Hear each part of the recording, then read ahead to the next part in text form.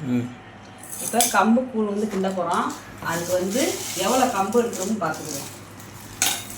இப்போ 200 தான் எடுத்துகிட்டு போட்டுக்குவோம்.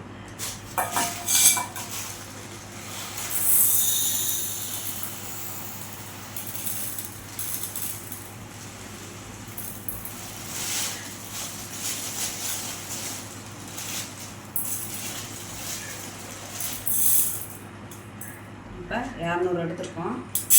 அதை போட்டு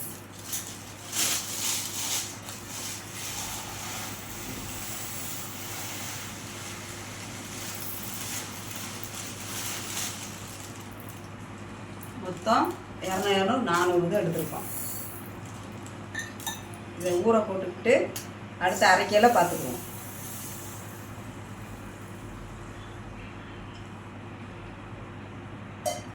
இப்போ கூழுக்கு வந்து கம்பு வந்து நான் 4 மணி நேரம் கழுவி ஊற வச்சுருக்கேன். இப்போ நல்லா ஊறிடுச்சு. இப்போ இது வந்து அரைச்சிருவோம்.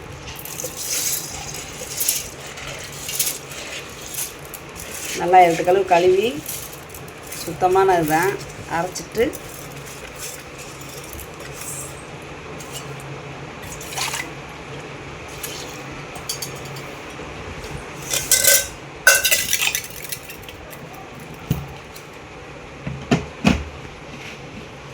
ஊற வச்சு செய்யலை நல்லா டேஸ்ட்டாக நல்லாயிருக்கும்.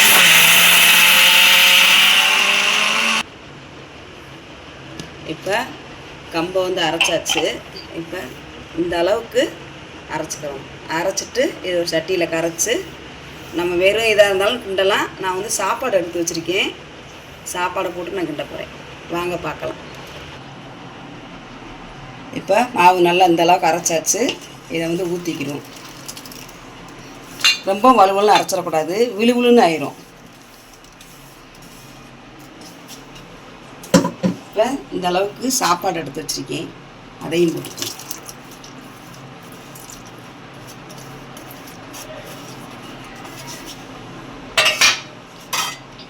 இப்போ இந்த செம்பில் வந்து ஒரு செம்பு எடுத்து வச்சுருக்கேன். இந்த ஒரு செம்பு தண்ணியும் இங்கே ஊற்றிக்கணும்.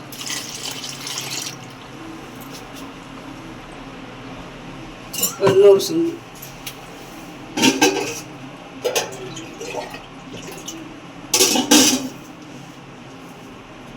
இன்னொரு செம்பு. அப்போ இந்த 2 செம்பில் 2 செம்பு தண்ணி ஊற்றி இப்போ இதுக்கு தேவையான உப்பு போட்டு நல்லா அப்படி கிண்டிக்கிறோம். இப்போ இந்த அளவுக்கு தண்ணியை வச்சுட்டு தான் கிண்டணும். அப்போ தான் உங்களுக்கு குழம்பு இருக்குது. ஏன்னா கொஞ்சம் நேரம் இருக்குல்லே உங்களுக்கு வந்து பிடிச்சிரும்.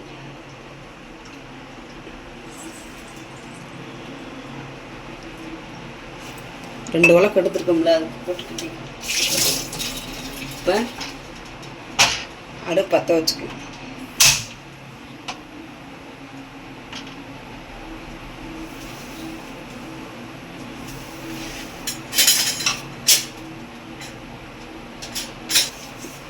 கை எடுக்காமல் கிண்டணும், இல்லைன்னா பிடிச்சிரும் அடியில். எங்கள் வீட்டில் மஞ்சட்டி இல்லை, அதனால் அந்த சட்டியில் வச்சு கிண்டுறேன்.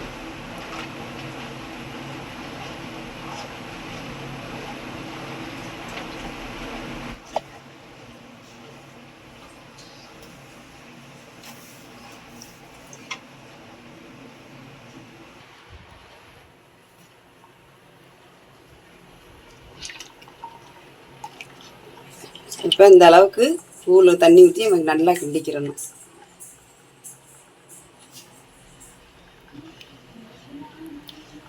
கிண்டிக்கிட்டே தான் இருக்கணும், இல்லைன்னா பிடிச்சிரும் நம்மளுக்கு.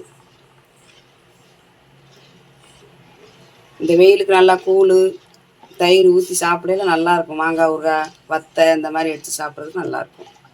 வடகம்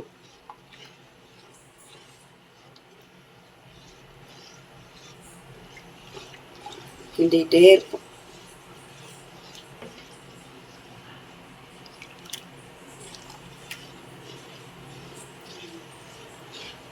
இப்பயே பிடிக்குது, நம்ம நல்லா விடாமல் கிண்டணும் கூட.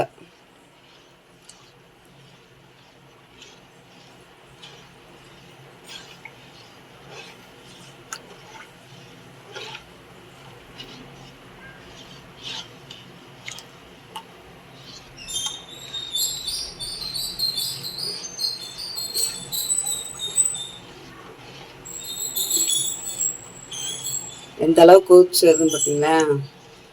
கொதிக்கையில் தான் அவன் வந்து நல்லா கெட்டியாகும், நம்மளுக்கு பின்னி வரும் நம்மளுக்கு.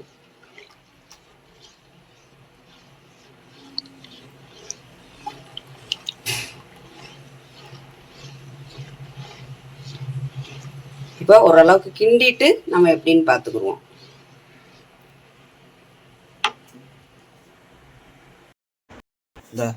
மாமி இப்போ இந்த அளவுக்கு நம்ம 2 சம்பு ஊற்றிரோம். இந்த அளவுக்கு கூழ் வந்து கெட்டியாக கிடச்சிருக்கு. இன்னும் வந்து கிண்டணும். கிட்டிக்கிட்டே இருந்தால் தான் நம்ம நல்லாயிருக்கும். இல்லைன்னா பிடிச்சி ஒரு மாதிரி பிடிச்ச வடை வந்துடும்.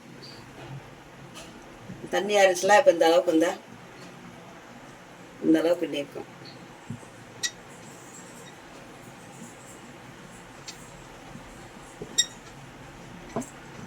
கையை விடாமல் கிண்டணும். கூழுக்கு கம்பங்கூழுக்கு கட்டி இல்லாமல் கரைக்கணும். இல்லைன்னா அது வேறு கட்டி முட்டியாக சேர்ந்துருக்கும்.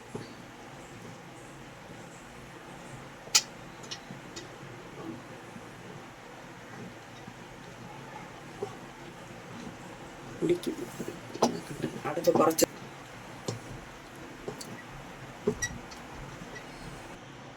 இப்போ கம்மங்கூழ் வந்து நம்ம வந்து இந்த அளவுக்கு நல்லா கிண்டியிருக்கோம். இப்போ வந்து இதில் வந்து பதம் பார்ப்போம்.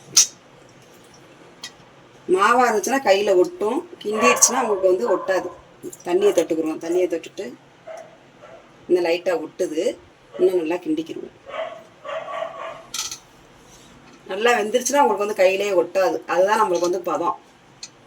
எந்த கூழ் கிண்டுனாலுமே, கூழோ களியோ எது கிண்டுறா இருந்தாலும் நம்மளுக்கு வந்து பதம் தான் பார்க்கணும். இன்னும் கொஞ்சம் கிண்டணும். உப்பு ஏற்கனவே கொஞ்சோண்டு போட்டிருக்கோம். கரைக்கையில் நமக்கு தேவைன்னா உப்பு போட்டுக்கலாம், தேவையில்லைன்னா போட தேவையில்லை.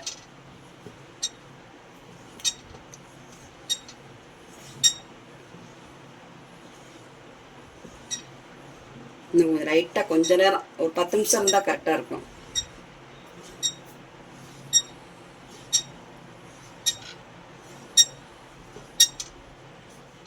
பிடிக்க விடாமல் கிண்டணும்.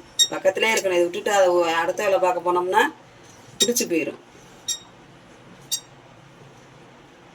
இப்போ கேப்பக்கூழ் கிண்டுறதாலும் இதே மாதிரியே 4 மணி நேரம் 5 மணி நேரம் ஊற போட்டு மிக்சியில் அரைச்சி இந்த மாதிரி கிண்டிக்கலாம். கேப்ப மாவோட இப்படி கிண்டையில் உங்களுக்கு நல்லா டேஸ்ட்டாக இருக்கும், ஊற போட்டு செய்யலை.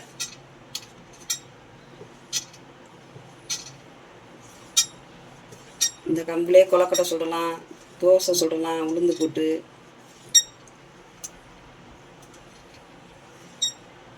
கம்பு லட்டு பிடிக்கலாம்.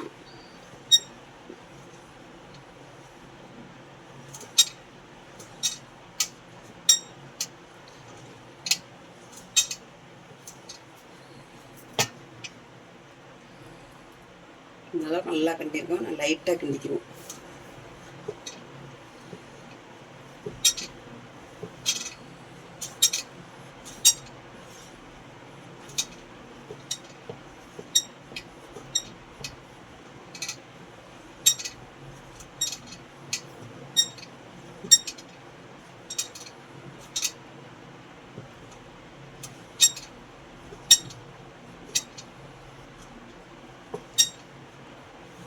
இப்போ நம்ம பதம் பார்ப்போம். கிண்டிட்டோம்னா தண்ணி எல்லாம் தட்டுக்கணும்.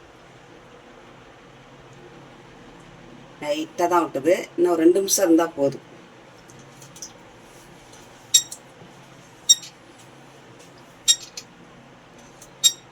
ஏன்னா கொஞ்சம் நேரம் இஞ்சின பிறகு தான் நம்ம வந்து கூழ் ஊற்றி குடிக்கணும்.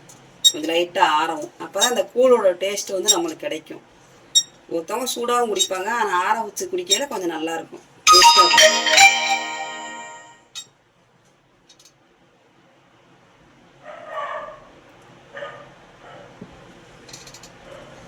இவ்வளோ கெட்டிலாம் இவ்வளோ அழகாக கிண்டிக்கு பாருங்க. கூழ் இந்த மாதிரி கிண்டிக்கிறணும்.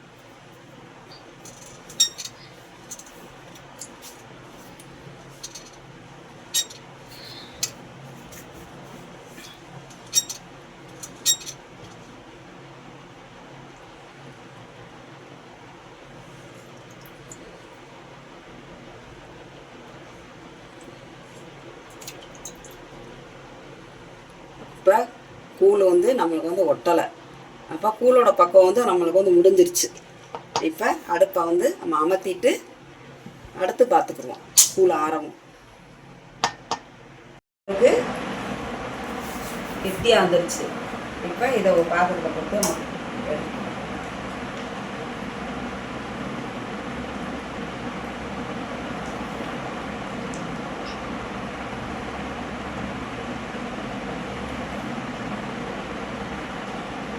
ஏற்கனவே உப்பு போட்டுட்டோம்ல, இதுக்கு தேவையான தண்ணி ஊற்றி நம்ம கரைச்சிக்கணும்.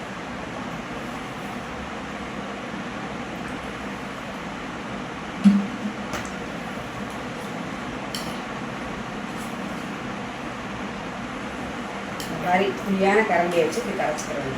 இப்போ இதில் வந்து கொஞ்சோண்டு தயிர் ஊற்றிக்குவோம்.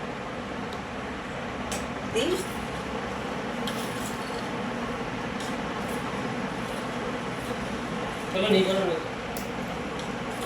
இப்போ நம்ம தயிர் ஊற்றிருக்கோம். மோரா அடிச்சு வந்தாலும் ஊற்றலாம். நான் வந்து இப்போ வந்து தயிர் தான் ஊற்றிருக்கேன்.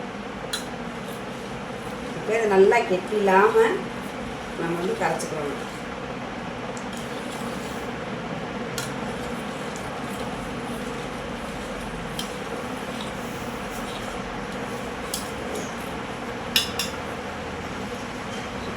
நல்லா கரைச்சாச்சு. இதை வந்து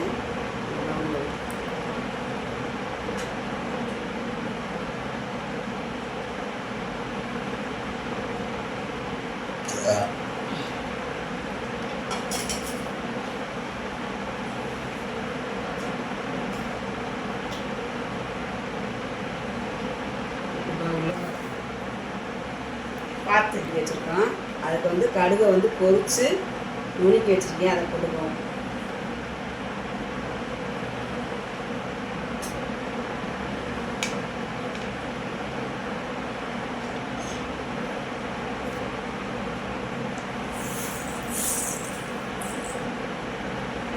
பத்தாது.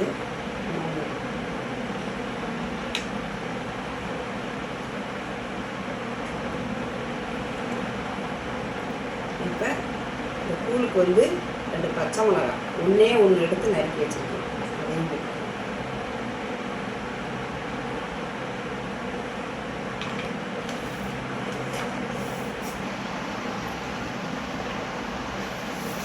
இப்போ எங்கள் வீட்டில் கூழ் ரெடி ஆயிடுச்சு.